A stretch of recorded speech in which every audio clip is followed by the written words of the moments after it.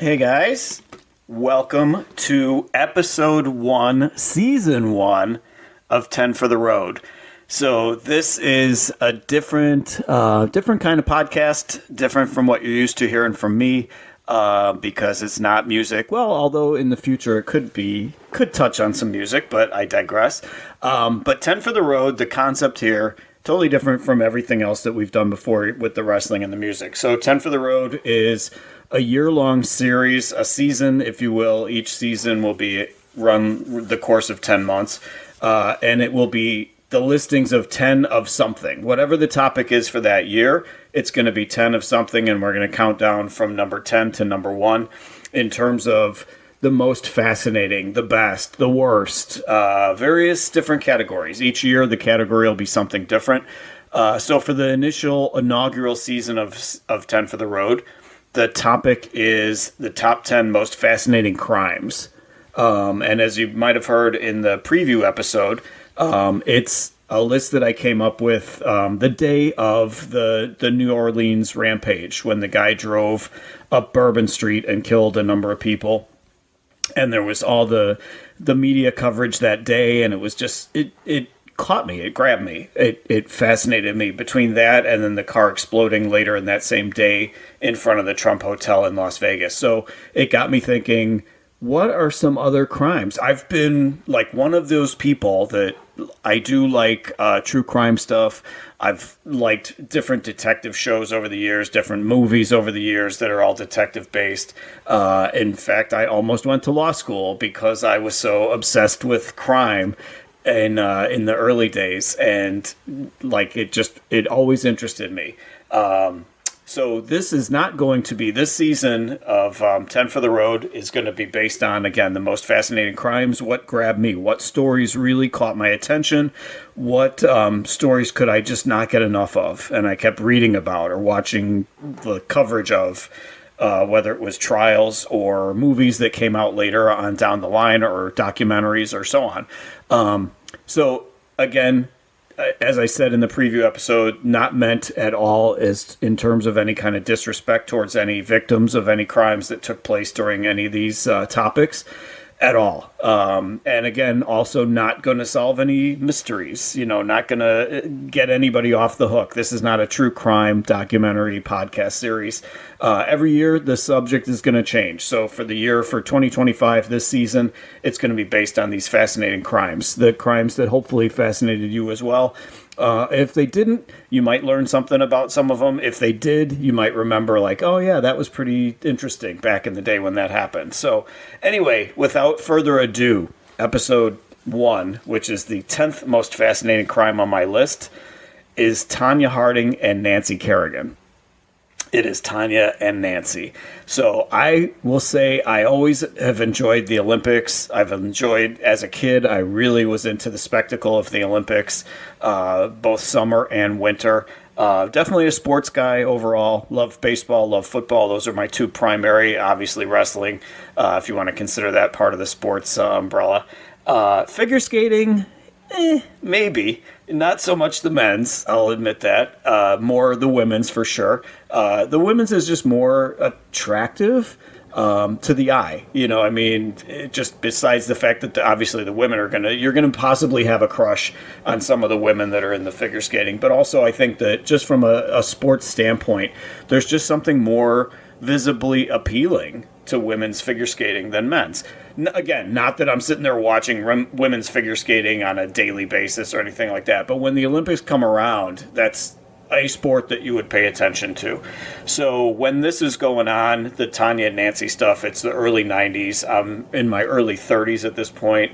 The media just starts creating the storyline of Tonya and Nancy. One of them is white trash, pretty much, and the other one is a princess. And I don't think I need to tell you which one was which.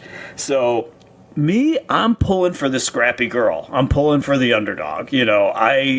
At this point, before anything is going on that's getting them hugely popular in the media, I'm pulling for the girl that doesn't have all of everything at her disposal.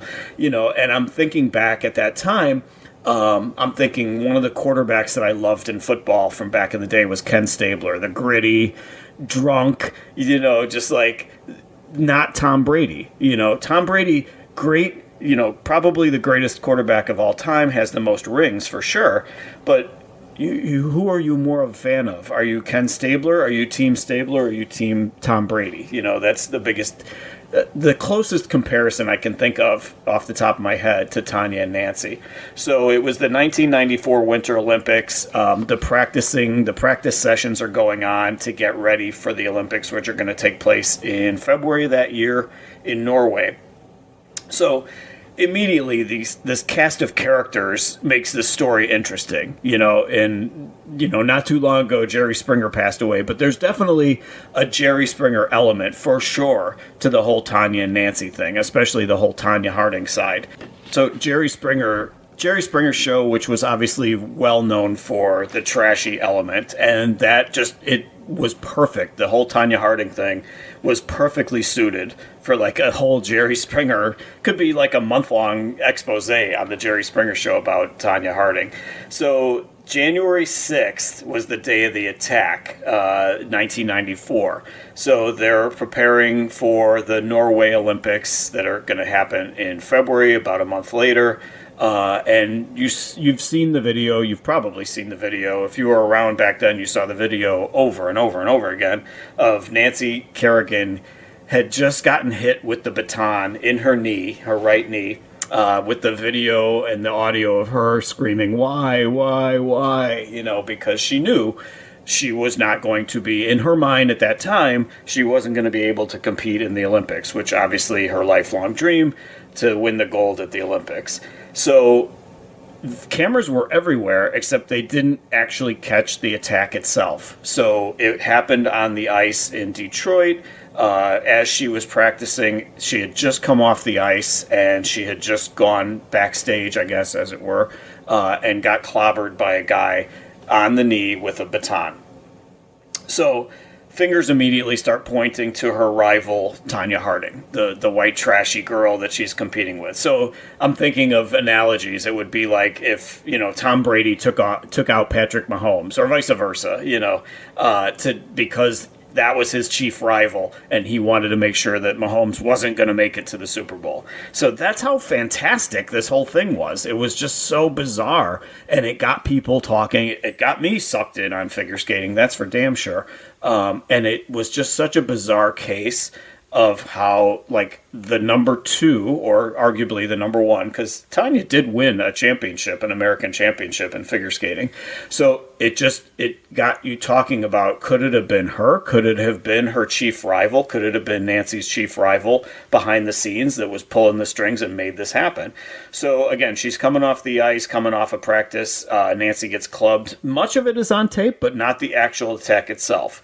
So fingers are automatically pointing at Tonya, and it's just like immediately you're thinking like, is this even possible that this girl could have had something to do with it? Who knows, So within a week, the web starts unfolding. This handful of two-bit goofs that are in Tonya's orbit start drawing attention to themselves and they're all starting to fall in line one by one.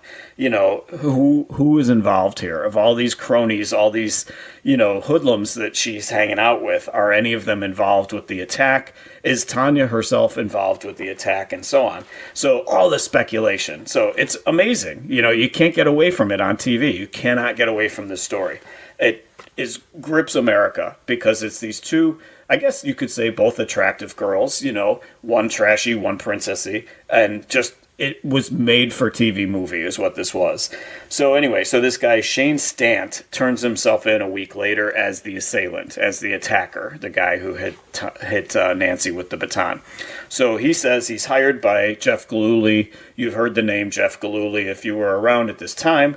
That was Tonya's on-again, off-again husband. They had gotten together, broken up about 18,000 times. And so he implicates that he was hired by Gillooly as well as her bodyguard, Tonya's bodyguard, Sean Eckhart, who that probably, I guess Gillooly just looked sleazy. Gillooly just looked like, the used car salesman and came across like the used car salesman. Eckhart just looked like a big dope, and he was the guy who was in charge of Tonya's security at the time. So anyway, Stant had acknowledges that he was paid to take out her right knee, Nancy's right knee, so that she couldn't compete in the Olympics, and to grease the skids for Tonya winning the gold and making Tonya winning a medal that much easier in Norway at the Olympics. So, but of course, throughout all of this is only a week later. You look back on the timeline, and it just seems like so much of this happened. In researching it for this, so much of it happened so quickly. It's really hard to believe how quickly all of these things fell into place. So this Stant dude who admits that he did it only a week later. But Tonya, throughout all of this, Tonya Harding is claiming she has no knowledge of any of this stuff. So it happened again, January 6, 1994. As soon as January 19th, so 2 weeks later, not even 2 weeks later, Tonya finally acknowledges that Galuli was involved. So she goes ahead and drops the dime on Galuli and gets Galuli arrested. So he surrenders to police, and then a week after that, Tonya apologizes for not reporting the plan. So that she acknowledges that she knew of the plan, but she did not, and she apologizes, says she's sorry she did not go to authorities once she knew that there was going to be a plan in place to attack Nancy Kerrigan. Still denying that she had anything to do with the attack itself. So really fascinating in going back and researching this, really fascinating how, for the week after week after week, she's still in denial and saying that, oh no, this was those guys. They just, they were looking out for me, I guess. And they wanted to make sure that I had my shot at the gold medal. But she was not involved in the planning, she's claiming still at this point. So this is now roughly about 3 weeks after the fact. So the police are in on it. I mean, they're on to everything here, except for the fact that Tonya is still clinging to her innocence in a sense. In that she was not involved in the planning. She knew about it after it happened, So I'm like, what is she thinking? That we're all sitting here like, she found out about it after the fact and started yelling at him and chasing him with frying pans and stuff and saying like, I can't believe you guys would do this. Why you make me look so bad? I wasn't involved in this. Tell them I wasn't involved in this. So anyway, here's another mind-boggling thing. The U.S. Olympic Committee picks both Tonya and Nancy to represent the U.S. in Norway at the Olympics. So while all of this scandal is going on, they decide, okay, well, Tonya won the championship. Tonya won the American championship, so we're going to send Tonya. Today, if this was happening today, I don't think there's any way possible they would put a halt to it or something. They would suspend her. I cannot believe that they were just like, oh yeah, well, there's all this veil of controversy and all of this doubt about Tonya Harding. But, well, yeah, she won the gold here locally in the States, so we're going to send her. She won the championship. She's got the title, so we're going to send her. I can't believe that it just, they were okay with just sending her. And they also send Nancy. So I'm like, okay, so Nancy's injured, and she possibly could, she may or may not have been able to skate. The Olympics were still a month away, so she might have had time to get ready and rehabilitate and possibly get her knee ready again.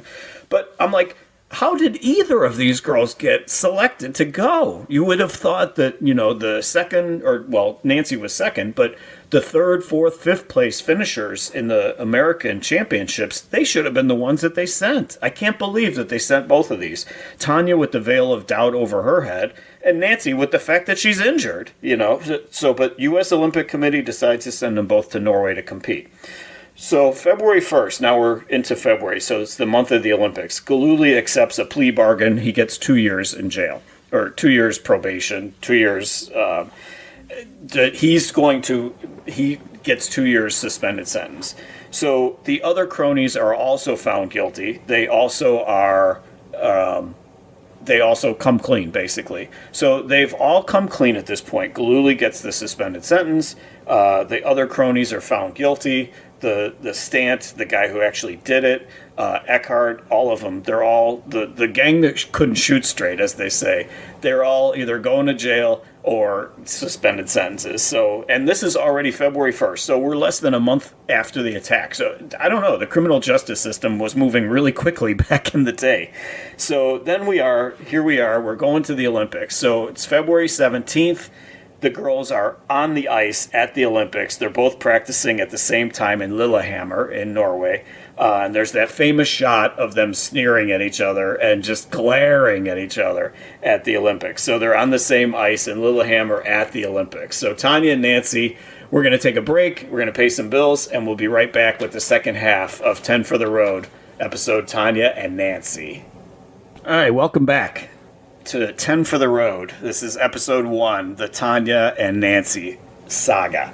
So anyway, so at this point, if you recall, we're at the Olympics. So the Nancy's busted knee already had happened about a month and a half before. Nancy recuperated enough to the point where she could actually go to the Olympics and compete.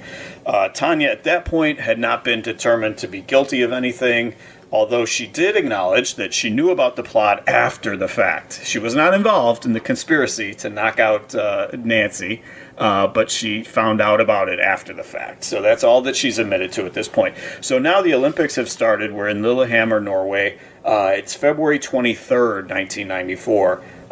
The women's figure skating broadcast, it was on tape delay because it had happened hours earlier, the time difference between Europe and the States.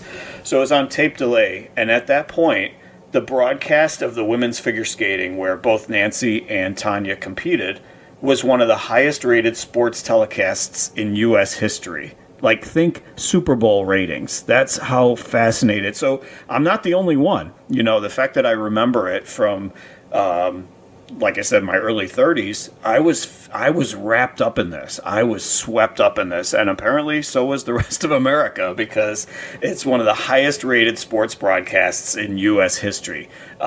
Like I said, ranking up there with Super Bowls at that time. So obviously, early 90s, there wasn't as many cable channels. There was no streaming. There was no Netflix. There wasn't, there was definitely less options as far as watching TV.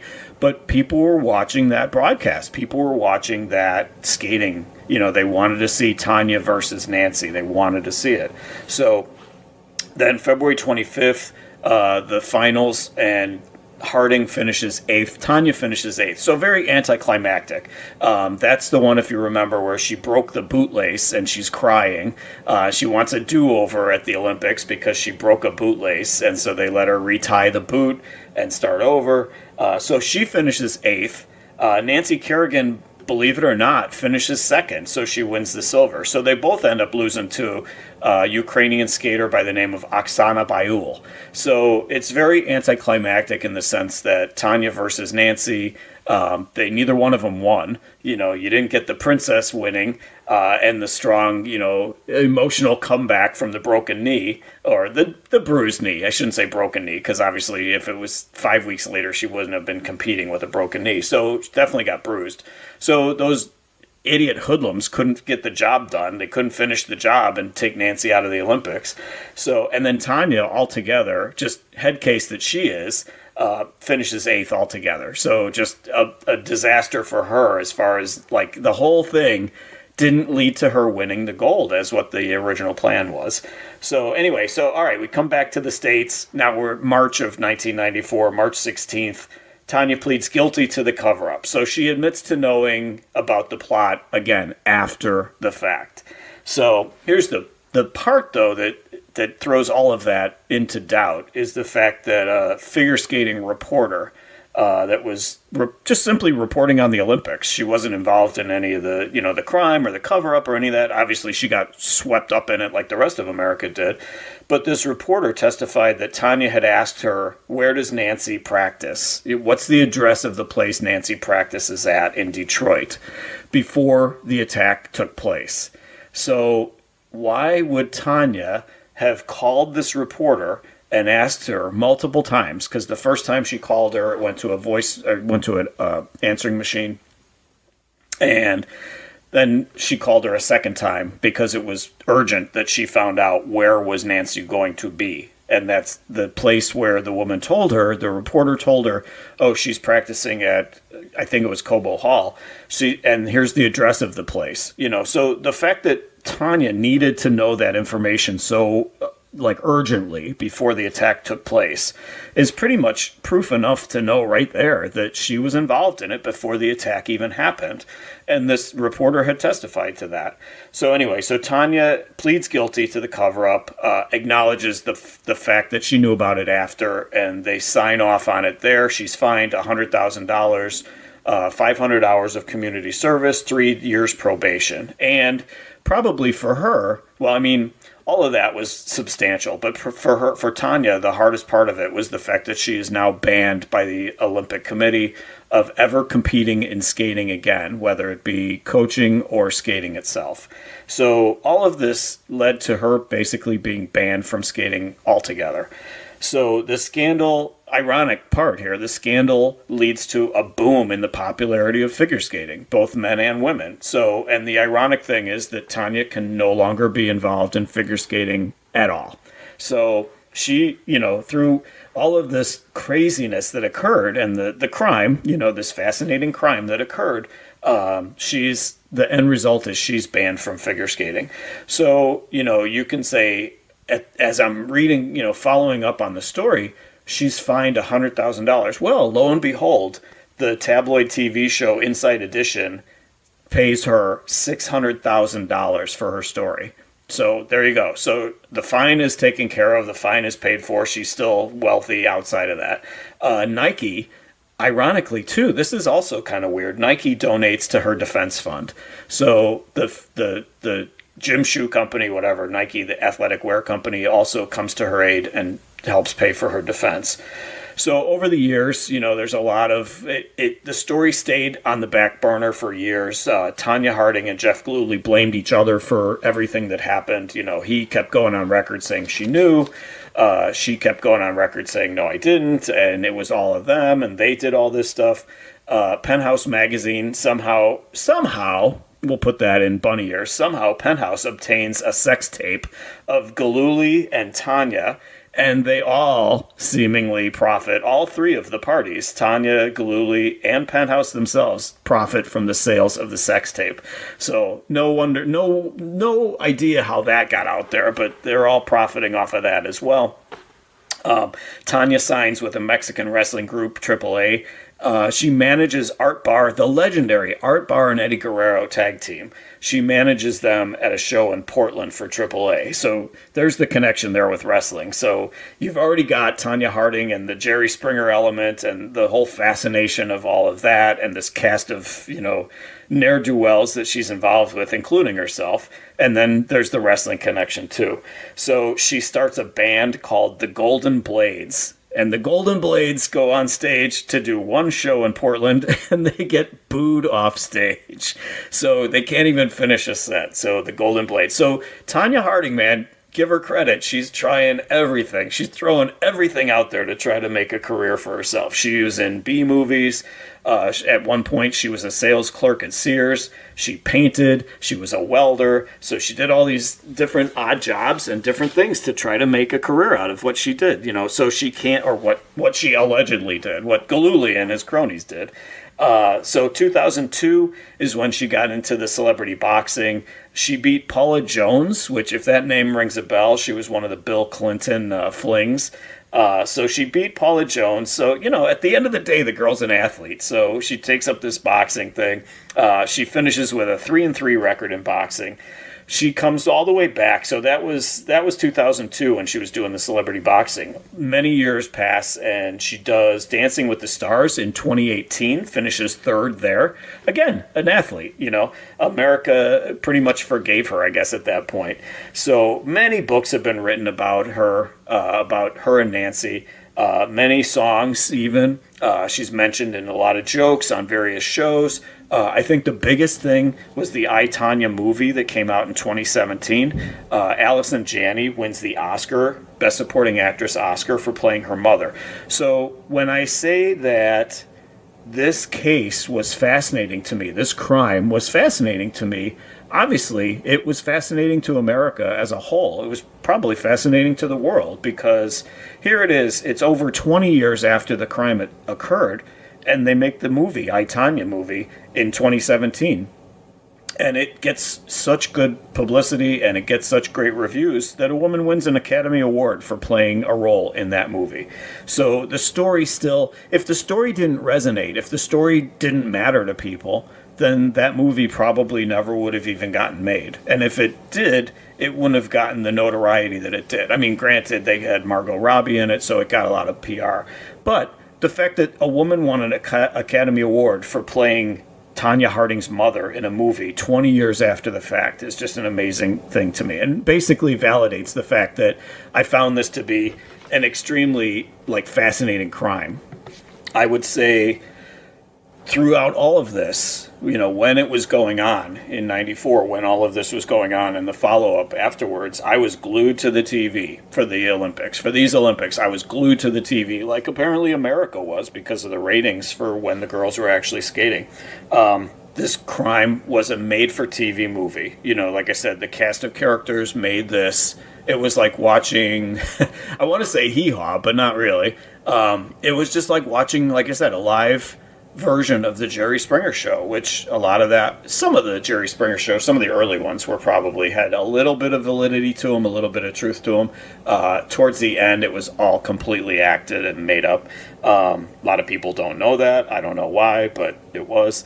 But this was the real thing. This was just a really cast of, ne'er-do-wells, cast of vermin that just got America fascinated and watching it. So no one was hurt per se on this one. In some of the other, yes, Nancy was hurt that day, but Nancy got better. Nancy got rehabilitated to the point where Nancy was able to actually get the silver medal at the Olympics. Nancy moved on. They forgave each other on various interviews that they did later on down the line. They're both still alive. They're both still doing okay. Tonya's been married 3 or 4 times. Had been arrested a couple times for various other crimes, beating up her husband, beating up her ex-husband, that type of thing. Typical, exactly what you would expect of a Tonya Harding at this point.